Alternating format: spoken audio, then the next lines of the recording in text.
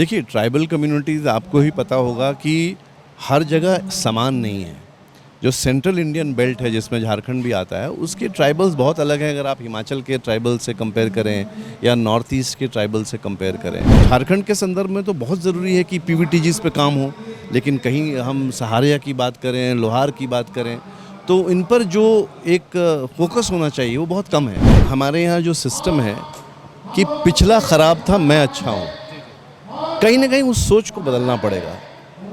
पिछले में भी कुछ अच्छा होगा, आगे भी कुछ हमसे भी अच्छा होगा। देखिए, दो मुख्य कानून हैं। एक provisions of panchayat extension to scheduled areas act जिसको कहते हैं पेसा। दूसरा है जो वन अधिकार कानून की जब हम बात करते हैं, वहाँ भी निर्णय लेने की बात है। जो फॉरेस्ट ड्वेलिंग शेड्यूल्ड ट्राइब्स हैं या अदर ट्रेडिशनल फॉरेस्ट ड्वेलर्स हैं, उनको एक मुख्य धारा में लाने की बात की गई है।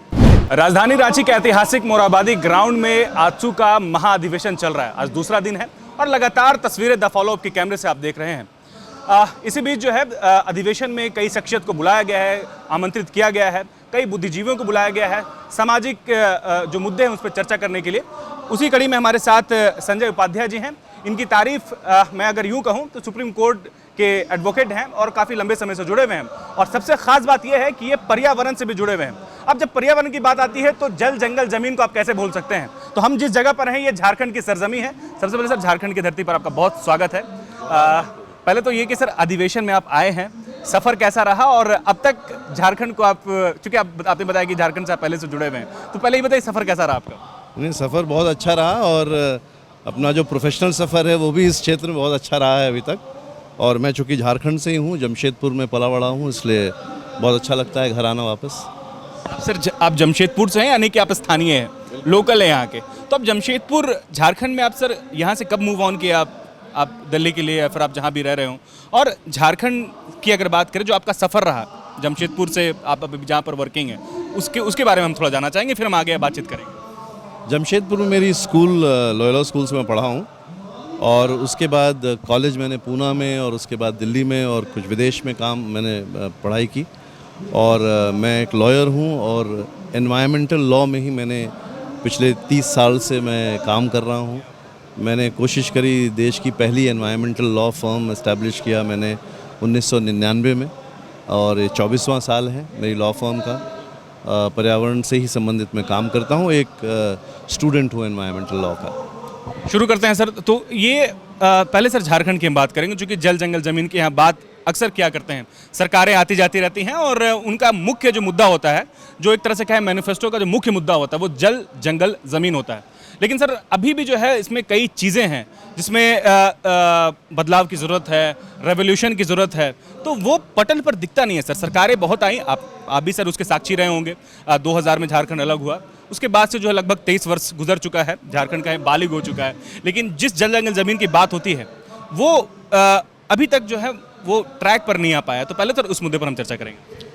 देखिए, दो मुख्य कानून हैं। एक provisions of panchayat extension to scheduled areas act जिसको कहते हैं पेसा कानून, जो विकेंद्रीकरण की बात करता है, ज़मीनी स्तर पे लोग भागीदार बने उसकी बात करता है, जल जंगल ज़मीन खनिज को लेकर।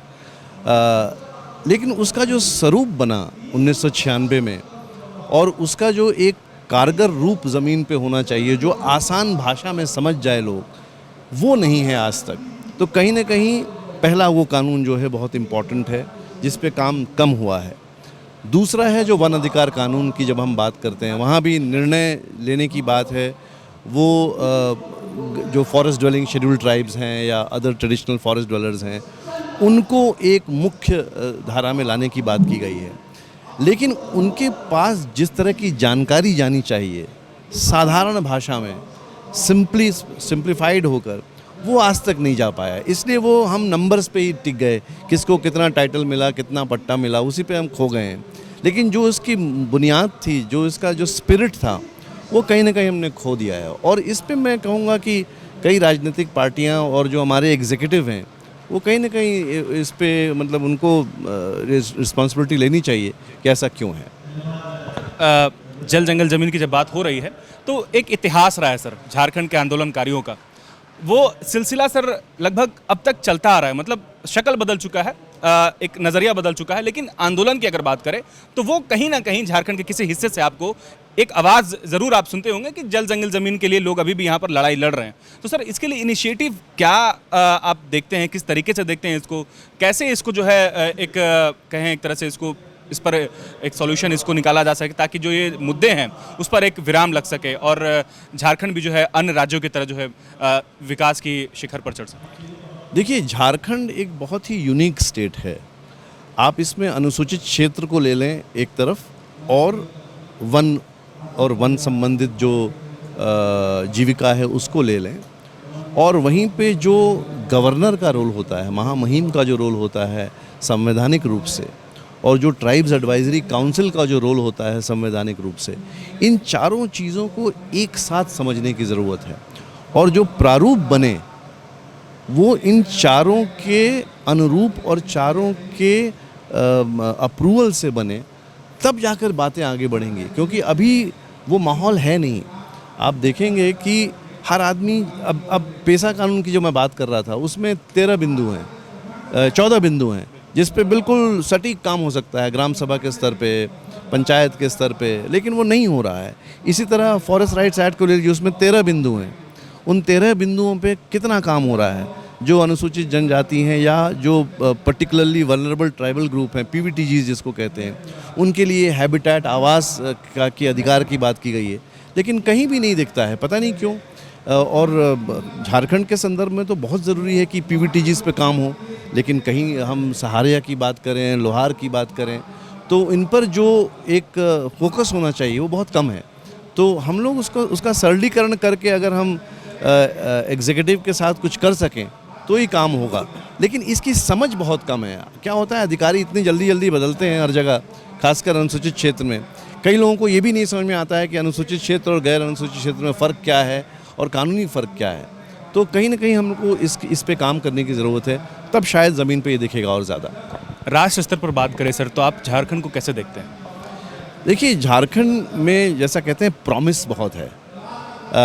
अब आप जानते हैं कि यहाँ प्राकृतिक धरोहर जितने हैं, जिस तरह से लोगों की समझ है यहाँ पे, झारखंड से निकले हुए आप देखें पूरे देश के एग्जीक्यूटिव में झारखंड के ही ऑफिसर्स हैं, चाहे आपके चीफ इलेक्शन कमिश्नर हो जाएं, यूपीसी के चेयरमैन हो जाएं, तो झारखंड के लोग और झारखंड की समझ काफ़ी है। और मेरे हिसाब से बहुत ही प्रॉमिसिंग फ्यूचर है, बशर्ते पॉलिटिकल पार्टीज़ और एग्जीक्यूटिव साथ मिलकर लोकहित में काम करें, सिर्फ बात ना करें, एक्चुअली में काम करें। और बहुत मुश्किल नहीं है। अगर आप, जैसे मैं तो कानून को ही समझता हूँ थोड़ा बहुत, अगर आप कानूनों को बिल्कुल सिंप्लीफाई करके ज़मीन पे उतारेंगे तो बहुत ही पॉसिबल है कि उसको हम कारगर सिद्ध हो सकता है वो, लेकिन उस पर काम करने की ज़रूरत है और सच्चाई से काम करने की ज़रूरत है। सर, हम बात करेंगे इस प्रकार जो है कहा जाता है कि झारखंड राज्य तो अमीर है लेकिन यहाँ के लोग गरीब है, तो इसकी एक बड़ी वजह है जो आप बता रहे हैं। तो इसमें एक ज़रूरी है कि किस तरीके से जो इसको समृद्ध किया जा सके, क्योंकि सर अभी बहुत लड़ाई लड़नी, मतलब जो लोग कहते हैं, जो सरकारें आती जाती रहती हैं, यहाँ के जो स्थानीय है उनकी एक अपनी अलग लड़ाई है, वो भी स्थानीय के मुद्दे को लेकर के हमेशा मुखर रहते हैं, सरकारें भी आती रहती हैं। तो जब राज्य की भूमिका और केंद्र की भूमिका की बात करें, चूँकि दोनों से अगर बोलते हैं कि पटरी जो पहिया है वो दोनों बराबर से चले, तो जो है, तो उसमें केंद्र की भूमिका को आप किस तरीके से देखते हैं और उसके बाद राज्य की भूमिका जो उसको किस तरीके से देखते हैं? देखिए, सबसे पहले आपको समझना पड़ेगा कि जो देश का जो मिनरल मैप है, जो फॉरेस्ट मैप है, जो माइंस मैप है, और जो ट्राइबल मैप है, और जो गरीब मैप है, वो सब एक ही है। It's about choices. आप क्या चॉइस करते हैं और किन आधारों पे चॉइस करते हैं, और समन्वय वहाँ पे कैसे आप बनाते हैं, ये सबसे अहम बात है। अब जो दिख रहा है वो है कि हम काफ़ी चीज़ों का केंद्रीकरण कर रहे हैं। जल हो, जंगल हो, ज़मीन हो, कई चीज़ सेंट्रलाइज होती जा रही हैं। यानी निर्णय जो ले रहे हैं वो लोग ज़मीन से काफ़ी दूर हैं। तो जब ऐसे लोग निर्णय लेने लगेंगे जो ज़मीन से दूर हैं, तो वो निर्णय सही नहीं होगा। तो कहीं ना कहीं ऐसा प्लेटफॉर्म बनना चाहिए कि जो ज़मीनी हकीकत है, और आप लोगों का बहुत इम्पोर्टेंट रोल है उसमें, जो ज़मीनी हकीकत है वो हम पॉलिसी मेकर्स पर कैसे ले जाएं, वो हम कोर्टों में कैसे ले जाएं, वो हम जजेस को कैसे समझाएं, वकीलों को कैसे समझाएं, अध्यक्ष जो एग्जीक्यूटिव है उसको कैसे समझाएं, नेताओं को कैसे समझाएं, ये बहुत बड़ी चुनौती है। तो कहीं ना कहीं हमें उसी ढर्रे पे काम करना पड़ेगा, तब शायद कुछ बदलाव आए। एक क्वेश्चन सर मेरा हाइपोथेटिकल में, इसलिए पहले बोल दे रहा हूँ आपको, क्योंकि सर होता क्या है सर कि जब सरकार नहीं बनती है, जो सरकार बनने की एक तरह से कहें उनका एक अपना वे होता है, काम करने का तरीका होता है, और वो जो वायदे करते हैं राज्य को किस प्रकार जो है हर दृष्टिकोण से, हर विभाग, हर क्षेत्र में जो है डेवलपमेंट की बात करते हैं। सर मेरा सवाल आपसे ये है कि सबका अपना एक विज़न है, लोग किस तरीके से देख रहे हैं ये सबसे इम्पोर्टेंट है, उनका विज़न क्या है। आपकी अगर मैं बात करूं सर पर्सनली, अगर आपके हाथ में अगर ये बागडोर होता तो पहला स्टेप आपको जल जंगल ज़मीन के लिए आप क्या लेते हैं? देखिए, सबसे पहली बात ये होती है कि हमारे यहाँ जो सिस्टम है कि पिछला ख़राब था मैं अच्छा हूँ, कहीं ना कहीं उस सोच को बदलना पड़ेगा। पिछले में भी कुछ अच्छा होगा, आगे भी कुछ हमसे भी अच्छा होगा। तो जब तक हम बिल्ड करने की भावना से नहीं काम करेंगे, अच्छी चीज़ों को एसिमिलेट नहीं करेंगे, तब तक बात आगे नहीं बढ़ेगी। और यही कमी रह गई है हमारे यहाँ, क्योंकि क्या होता है, कार्यकाल बहुत छोटा होता है। पॉलिटिकल पार्टीज़ का कार्यकाल 5 साल 10 साल ज़्यादा से ज़्यादा। अब 5 साल में पुराना 5 साल बिल्कुल ख़राब था ये मान लें आप, तो अगला 5 साल भी आपका अच्छा नहीं होगा। तो कहीं ना कहीं हमें बिल्ड करने की ज़रूरत है, अच्छाइयों को लेकर आगे बढ़ाने की ज़रूरत है, और वहीं पे लोकहित समझ में आ जाता है। तो मेरा तो ये, और वो कानून के बारे में वही है, एडमिनिस्ट्रेशन के बारे में भी यही है, लेजिस्लेटिव फोरम के बारे में भी यही बात है कि आपको बिल्ड करना सीखना पड़ेगा, है ना, तब जाके उम्मीद करता हूँ कि अच्छा होगा। झारखंड के लोग जो हैं सर, मैंने पहले भी कहा कि लोग अब तक जो है स्थानीयता की लड़ाई लड़ रहे हैं। मैं आपको अगर आपके जहन में ये हो गया, आपकी जानकारी में होगी, 1932 खातियान अध्यारत 32 हो 36 हो कुछ भी हो, एक आधार बनाया गया। कल जिक्र भी हो रहा था मंच से कि 32 एक पहचान है, सुनने में अच्छा लगता है, ऐसे अंतिम सर्वे सेटलमेंट हो। सर आप कैसे देखते हैं यहाँ के स्थानीय मुद्दे को, जो अब तक जो है एक तरह से कहें जो है वो अमली जामा नहीं पहनाया गया है, मतलब अभी तक जो उसको रूपरेखा नहीं तय किया गया है। स्थानीय नीति की बात करें, नियोजन नीति की बात करें, ये सारा जो है एक राजनीतिकरण का शिकार हो चुका है। तो आप इसको किस तरीके से देखते हैं सर? और स्थानीयता की अगर बात करें, जो कि झारखंड से आप जुड़े हुए हैं, तो उसको कैसे परिभाषित किया जा सकता है? देखिए, जो आपने पहली बात कही कि जो हमारे यहाँ टेनेंसी लॉ हैं झारखंड के, चाहे संथाल परगना टेनेंसी एक्ट हो या छोटा नागपुर टेनेंसी एक्ट हो, और जिस तरह से उसमें राइट्स रिकॉर्ड हुए हैं, अब दिक्कत क्या है कि अगर हमने 1932 में कोई अच्छा काम किया तो कोई ज़रूरी नहीं है कि 2006 में हम कोई अच्छा काम और नहीं कर सकते हैं। चुनौती ये है कि हम पुराने अच्छे काम को नए शक्ल में कैसे पेश कर सकें और इसका हम लोग कैसे लाभ उठा सकें। मुझे याद है कि जब वन अधिकार कानून बन रहा था तो झारखंड से कई बार ये आवाज़ आई कि हमें तो ज़रूरत ही नहीं है, क्योंकि हमारा तो संथाल परगना एक्ट ही इतना बढ़िया है, छोटा नागपुर टेनेंसी एक्ट ही इतना बढ़िया है, हमारे तो खुद कट्टी राइट है, हमारे तो खतियान में सब कुछ लिखा हुआ है। लेकिन ऐसा है नहीं। खतियान में लिखा है, लेकिन कई खतियान फट भी चुके हैं, कई खतियान बदल भी चुके हैं, और वो अधिकार जो सही मायने में थे वो शायद अब हैं भी नहीं।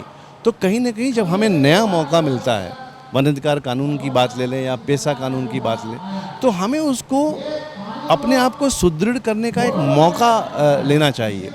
और वही चीज़ जुड़ा हुआ है आइडेंटिटी से, जो आपने कहा कि स्थानीयता, आइडेंटिटी, ये भी जुड़ा हुआ है उसी से। और इन कानूनों में काफ़ी स्पेस है कि उसको रिस्पेक्ट से देखा जा सके। और मेन जो चीज़ है वो है कि क्या उनको हम डिसीजन मेकिंग के बीच में ला सकते हैं कि नहीं, और सिर्फ एक कथनी वाली बात नहीं है, करने वाली क्या हम कर सकते हैं, वही चैलेंज है सबसे बड़ा। वो जिस दिन हो जाएगा, कई सारी चीज़ें अपने आप ठीक हो जाएंगी। सर एक आखिरी सवाल हम करेंगे, यहाँ के ट्राइबल को सर आप कैसे देखते हैं? क्योंकि कहा जाता है कि देश की एक बड़ा ट्राइबल का एक बड़ी आबादी जो है यहाँ पर वास करते हैं, तो यहाँ के ट्राइबल के बारे में आप क्या सोचते हैं? ट्राइबल्स यहाँ के किस तरीके से हैं, मतलब राष्ट्र स्तर पर देखा जाए तो राष्ट्र स्तर पर ट्राइबल्स की क्या भूमिका है? झारखंड के जो ट्राइबल्स हैं, आप कैसे देखते हैं? देखिए, ट्राइबल कम्युनिटीज़ आपको ही पता होगा कि हर जगह समान नहीं है। जो सेंट्रल इंडियन बेल्ट है जिसमें झारखंड भी आता है, उसके ट्राइबल्स बहुत अलग हैं। अगर आप हिमाचल के ट्राइबल से कंपेयर करें या नॉर्थ ईस्ट के ट्राइबल से कंपेयर करें, तो जो डिविजन्स हैं, जो इनमें भिन्नता है, उसको भी समझने की ज़रूरत है।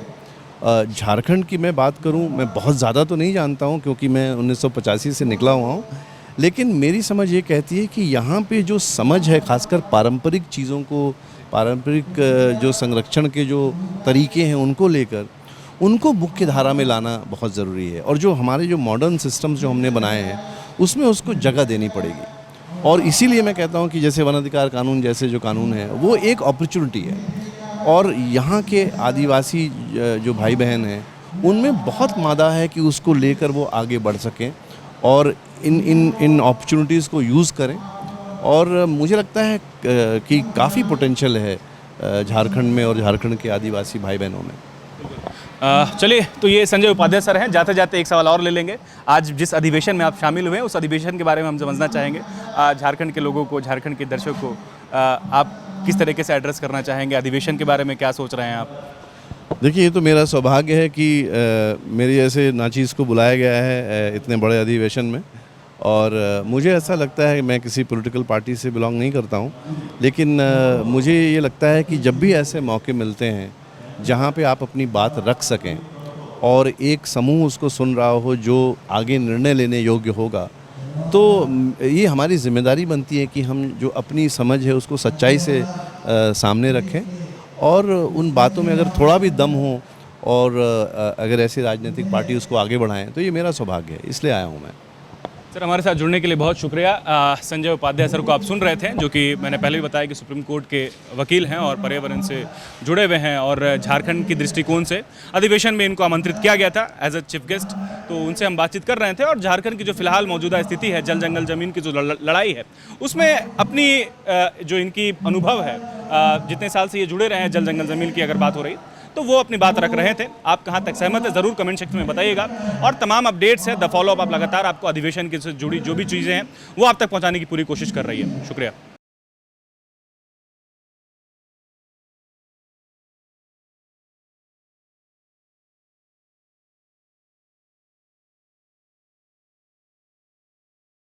thefollowup.in. Like, share, and subscribe. www.thefollowup.in